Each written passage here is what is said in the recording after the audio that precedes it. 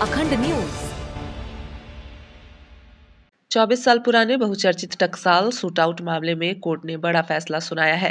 विशेष MP MLA court ने साक्ष्यों के अभाव में विधायक अभय सिंह, एमएलसी विनीत सिंह समेत सभी 7 आरोपियों को बरी कर दिया है।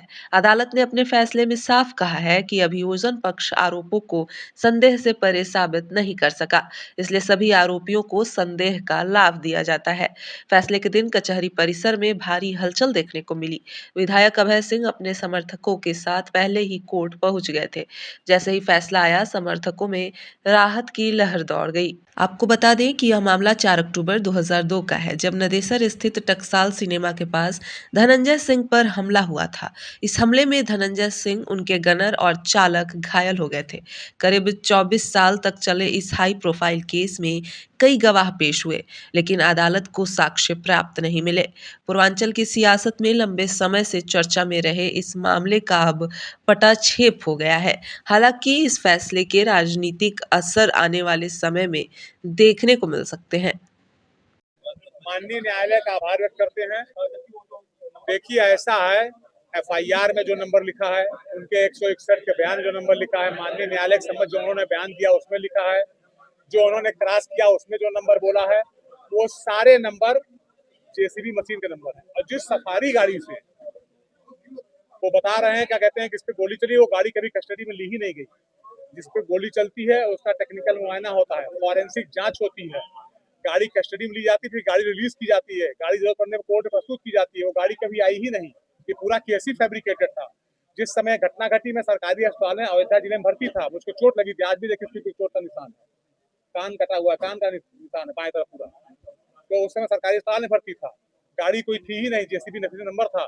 इस तरीके से बहुत से इसमें फर्जी चीजें हैं, जिसके आधार पर माननीय न्यायालय ने समझा, परखा और हमें उन्होंने ये भी कहा, हमारा नाना गांधीवादी नेता थे और गांधीवादी नेता 50,000 इनामिया की मदद नहीं करता है। ये उनको बुरा लगा कि 50,000 इनामिया थे। इंटर जोनल गैंग के रूप में 247 इंटर जोनल गैंग के रूप में रजिस्टर्ड है वाराणसी में उनका गैंग। ऐसे आदमी गांधीवादी नेता मदद करेगा? हाँ? बिल्कुल है संबंध इनके साथ। बहुत से ऐसे लोग हैं जो इनके साथ लॉरेंस बिश्नोई की फोटो है, इनकी फोटो इनके साथ भी है। आवश्यकता पड़ने पर कभी अयोध्या आइएगा तो सारे एविडेंस आपको देंगे, फोटो देंगे, कहाँ कहाँ लोग बैठते हो तो ही बताएंगे आपको। लेकिन आज उसका समय नहीं है।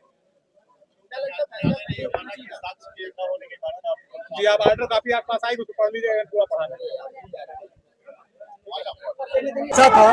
और शुरू से मेरे खिलाफ कोई साक्ष्य नहीं था।